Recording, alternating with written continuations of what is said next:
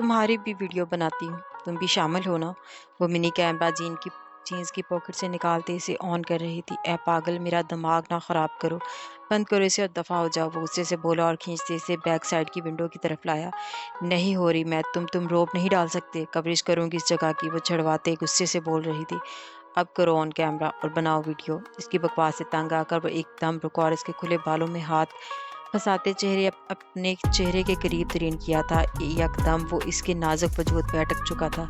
Jeans पर blue shirt पहने वो सादा से चेहरे में थी। मरियम की आवाज़ बंद। इस शख्स की संगीन हरकत से वो खौफजदा हुई। जो ज़रा भी हिलती तो इसके होंठ चेहरे से मस हो जाने थे। बनाओ जान, मैं वेट कर रहा हूँ। ओहो, ये चश्मा तो हटाओ, डिस्टर्ब कर रहा है, मज़ा नहीं आएगा ऐसे। चश्मा हटाते कैमरे वाला हाथ ज़बरदस्ती ऊपर किया और ख़ुद मज़ीद करीब होकर हाथ भी कमर में डाला। अब हालत ऐसी थी, इसका चेहरा सुर्ख हो चुका था और इसकी बेबाक हरकतों से। देखो दूर हो, मैं वो बेबस हुई थी इसकी कुर्बत में, जो पूरी तरह से इसे अपने कब्ज़े में कर चुका था, और वो चाह के भी इसकी मजबूत ग्रिप से खुद को छड़ा नहीं पा रही थी। क्या मैं बनाओ ना जल्दी, फिर यूट्यूब पर अपलोड करेंगे। देखना कितने ज़्यादा लोग हमारा चैनल और वीडियो लाइक करेंगे और सब्सक्राइब करेंगे। चलो मैं ही शुरू करता हूँ। अभी वो करीब होता है कि इसकी शर्ट को कॉलर से पकड़ते वो दूर कर रही थी। देखो दूर रहो मुझसे पेंडू। अच्छा रिपोर्टर साहबा, अगर मैं दूर रहा तो फिर वीडियो कैसे अच्छी बनेगी? मेहनत तो करनी पड़ेगी ना। इसकी आंखों के खौफ ने मज़ा दिया। हाँ नहीं, मुझे बनानी कोई भी वीडियो, बस प्लीज़ दूर हो जाओ। छोड़ो एक बार पेंडू, तेरा क्या हासिल करती हूँ, दिल में वो सोच रही थी। क्यों मिस रिपोर्टर, डरती भी हैं? अभी तो वीडियो बनानी थी। वो इसे छोड़ते दूर हुआ था। क्यों पेंडू? अभी वो कुछ करती कि सारन की आवाज़ आई थी। ये पुलिस? वो हैरान हुई। ये बैक साइड से जल्दी से निकलो, वो विंडो खोलते बोला था। क्यों पेंडू, मैं नहीं जाऊँगी। मैं कोई गलत काम नहीं किया, ना चोर हूँ जो भागूं। मरियम को खासा गुस्सा आया, जिसे भागने को बोल रहा था। ए मेरा दिमाग नहीं ख़राब करो, जाओ यहाँ से। इसने खुद को भी इनको जाकर सारी सूरत हाल से आगाह करना था, और लड़की मज़ीद दिमाग ख़राब कर रही थी। अगर तुम यहाँ से नहीं गई तो सामने देख रही हो ना ग्राइंडिंग मशीन, इसमें डालकर तुम्हें ग्राइंड कर दूंगा, वो दांत पीसते बोला। वेट, तुम कौन हो? मुझे ऐसा क्यों लगा कि मैंने तुम्हें कहीं देखा है। तुम्हें वो सब बातें छोड़कर करीब आई थी और गौर कर रही थी चेहरे के नकुश। वो गड़बड़ाया था। इससे पहले कि वो कुछ करती, ये कहती पुलिस और कुछ इन्वेस्टिगेटर की टीम ऊपर पहुंच चुकी थी और हर जगह चेकिंग कर रही थी। देखो लास्ट टाइम तुम्हें प्यार से कह रहा हूँ, ये तुम्हारे मामू नहीं है, वो तुम्हें भी ले जाएंगे। ये समझ कर कि तुम भी शामिल हो मेरी माँ, चली जाओ। वो अब जज हो चुका था और इस नडर लड़की से। मरियम को इसकी बात ठीक लगी थी। जाओ, जा रही हूँ। वो गुस्से से खिड़की से जंप लगाते उतरी थी। कौन हो तुम लोग? वो फैक्ट्री का मैनेजर खौफजदा था। ब्राउन आंखों में चमक लिए इसने अपना कार्ड दिखाया। Criminal investigator. आप वो खौफ से कार्ड देखते कांपा था। Arrest them. गुस्से से वो अपनी टीम से बोला था। उठा क्यों नहीं रहे आप? वो झंझलाई थी। अब वो कब से वजदान को फ़ोन कर रही थी, जिसने सुबह इसे छोड़ते सख्ती से कहा था कि वही इसे पिक एंड ड्रॉप करेगा। क्लासेस से फ्री होकर इसे कॉल करते थक कर सदर के नंबर पर। हेलो मामा, आपका बेटा कहाँ है? घंटा हो गया मुझे कॉल करते, उठा ही नहीं रहा। लम्स, तुम ठीक हो बेटा? सदर फ़ौरन परेशान हो गई थी। जी मैं ठीक हूँ मामा, वजदान ने मुझे लेने आना था, मैं कब से वेट कर रही हूँ। फौरी नॉर्मल हुई। अच्छा तुम परेशान नहीं हो? बिज़ी होगा, मैं ड्राइवर को भेजती हूँ। फ़ोन पर इसे तसल्ली देते वो ड्राइवर से अब कहने गई थी। कुछ टाइम बाद ड्राइवर के आते वो गाड़ी में बैठी थी, जब कोई और भी इसे फॉलो कर रहा था। एकदम गाड़ी रुकी थी। क्या हुआ? वो परेशान हुई गाड़ी रुकने से। पता नहीं बेटा, मैं चेक करता हूँ। ड्राइवर गाड़ी से उतरा और वो चेक कर रहा था। वो काफ़ी टाइम हो गया था। गर्मी महसूस करते वो कंधों पर ब्लैक शॉल ठीक करते बाहर सड़क पर निकल आई थी। अंकल, वो इनको चेक करते करीब गई थी। आप बैठ जाएं अंदर, मसला तो कुछ नहीं, मैं चला कर देखता हूँ। वो ड्राइविंग सीट पर गया। गाड़ी मसला ना होने के बावजूद नहीं चली। वो बाहर खड़ी इर्द गिर्द देख रही थी। रोड पर बस चंद एक गाड़ियाँ थी। खुली फिजा में सुकून सा महसूस किया। बाहर कम ही निकलती थी। अगर वो और वानिया कहीं जाती थी तो वजदान साथ होता था, जिसके साथ वो कम से कम अपनी मर्जी नहीं चला सकती थी। दूर से इसे कैमरे लिए कोई नहारने में मसरूफ़ था। वो इस चीज़ से बेखबर थी। हो गया, ये किसी ने बोतल फंसा दी थी। वो निकालती गाड़ी में आई और लम्स भी सुकून का सांस लेते बैठी थी। हैंड्स अप एमजे, तुम पकड़े गए हो। वो होशियारी नहीं, قدرے کونے میں آ کر وہ کھڑے شخص سے بولا، یو ایم جے ڈرتے پلٹا اور پھر دونوں نے کہا لگایا، تھینک یو، یہ صرف تمہاری وجہ سے پاسبل ہوا، دل سے تعریف کی، مجھے چٹکی کاٹنا، کہیں میں خواب تو نہیں دیکھ رہا؟ وجدان شاہ اور تعریف وہ شوق کی کیفیت میں تھا۔ مسٹر مراد جہانگیر عرف ایم جے، کیا تم جانتے ہو سیاست سے مجھے نفرت ہے اور پولیس کا ڈپارٹمنٹ مجھے زہر لگتا ہے، پھر بھی تم میری گڈ بکس میں شامل ہو۔ وہ دونوں باتیں کرتے کچھ ٹائم کی گئی سلیکٹ انڈسٹری سے باہر گاڑی کے پاس آ چکے تھے۔ ویری فنی، اور مجھے بھی کس قسم سے سی آئی ڈی آفیسر زہر لگتے ہیں، مطلب اس نے بھی وجدان کو طنز کیا تھا۔ ابھی وہ مزید بولتا کہ وجدان کے فون پر کال آ رہی تھی۔ ہولڈ آن، تمہیں بعد میں جواب دیتا ہوں۔ مراد کو آنکھیں دکھاتے وہ ڈرائیونگ سیٹ پر بیٹھتے فون کی طرف متوجہ ہوا تھا۔ کیسے ہو وجدان؟ کون؟ وجدان حیران تھا۔ مجھے نہیں پہچانا؟ خیر اس دن تو بڑا کر رہے تھے۔ ویسے جناب آپ کی بیوی ہے بڑی خوبصورت، کیا خیال ہے پھر ڈیل ہو جائے؟ میں سیٹ چھوڑ دوں گا، تم مجھے اپنی بیوی۔ وجدان نے اسٹیئرنگ پر گرفت مضبوط کی اور لب پینچے، ماتھے اور ہاتھوں کی رگیں تن چکی تھی بکواس پر۔ اس شخص کو پہچانتے وہ اتنی زور سے چیخا تھا کہ مراد کو بھی خوف زدہ ہوا۔ یو بلڈی ایڈیٹ، کمینے حرامی، بلک میں تیرا منہ توڑ دوں گا، تیری جان لے لوں گا اگر ایک لفظ بھی اپنے گندے ناپاک منہ سے نکالا تو۔ بس نہیں چل رہا تھا، اسے اپنے ہاتھوں سے شوٹ کر دے گا۔ مراد سمجھ گیا تھا وہ غصہ میں کیوں آیا۔ نانا بیٹے غصہ نہیں کرتے، ابھی دیکھا بلیک دوپٹے اور وائٹ کپڑوں میں کیا غضب ملک تپا رہا تھا، اس طرح کرتے دلی سکون مل رہا تھا۔ وجدان کا دل بند ہونے کے قریب تھا۔ کہاں دیکھا ہے تم نے لمس کو؟ ابھی تمہیں کچھ بیچ رہا ہوں، سوچ بچار کرنا میری بات پر، سیٹ یا بیوی؟ بولتے وہ دانت نکالتے فون بند کر چکا تھا۔ وجدان جو شدید طیش میں تھا اگلے لمحے فون زور سے ڈیش بورڈ پر پھینکا، جہاں لمس کی چند کھینچی گئی تصویریں تھیں وہ بیچ چکا تھا۔ وجدان ریلیکس یار، مراد نے اسے قابو کرنا چاہے۔ شٹ اپ، ادھر گاڑی سے باہر نکل۔ وہ غصے سے چیخا تھا، بس نہیں چل رہا تھا۔ وجدان تم غصے میں ہو، تم دفع ہو رہے ہو یا نہیں؟ اس کے غصے سے وہ فوری گاڑی سے نکلا تھا، جبکہ وہ گاڑی فل سپیڈ سے نکالتے وہاں سے چلا گیا۔ گاڑی کو روکتے وہ تیزی سے اندر بڑھا تھا۔ جب گیٹ کیپر اور گارڈ اسے روکتے رہے، وہ کہاں کسی کا قابو میں آنے والا تھا۔ اگر کسی نے مجھے روکنے کی کوشش بھی کی، تم لوگوں کا حشر تو میرے ہاتھوں بگڑے گا ہی۔ اپنی فیملیز کا برا حال ہوتے بھی دیکھو کہ ان سب کو شعلہ برساتی نظروں سے وارن کیا۔ کہاں ہے وہ کتا؟ وہ اندر داخل ہوتے گارڈ سے پوچھا۔ تم اندر نہیں جا سکتے، ملک کے پرسنل گارڈ نے روکا تھا۔ بول کہاں ہے وہ؟ یہ تیرا بھیجا اڑانے میں 1 سیکنڈ سے زیادہ وقت نہیں لگے گا۔ پسٹل نکالتے اس کے سر پر تانی تھی۔ گارڈ نے راستہ دے دیا۔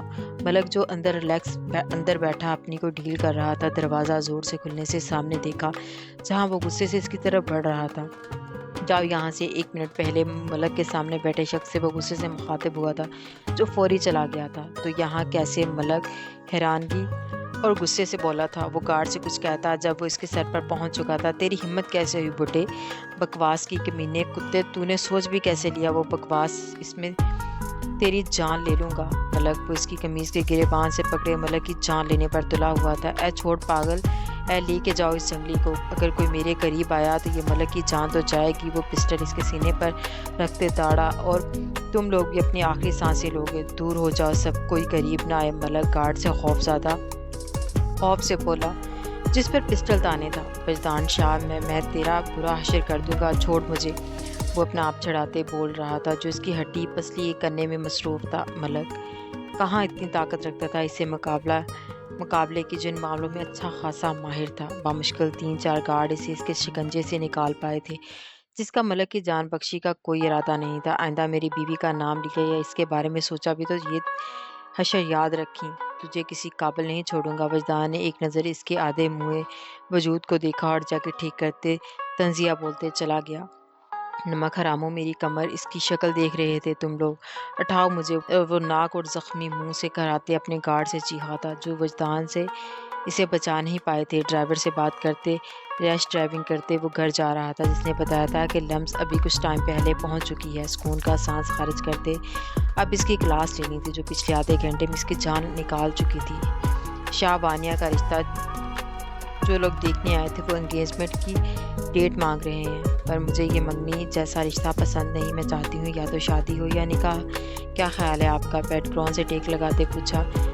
وہ جو نیوز دیکھ رہے تھے حیران ہوئے، صدف اتنی جلدی کیا ہے، ابھی بچی ہے وہ، باپ کی محبت جاگی تھی جن کے لیے بیٹیاں کبھی بڑی ہی نہیں ہوتی۔ بس کریں، شاید 24 کی ہونے والی ہے، مجھے فکر ہے۔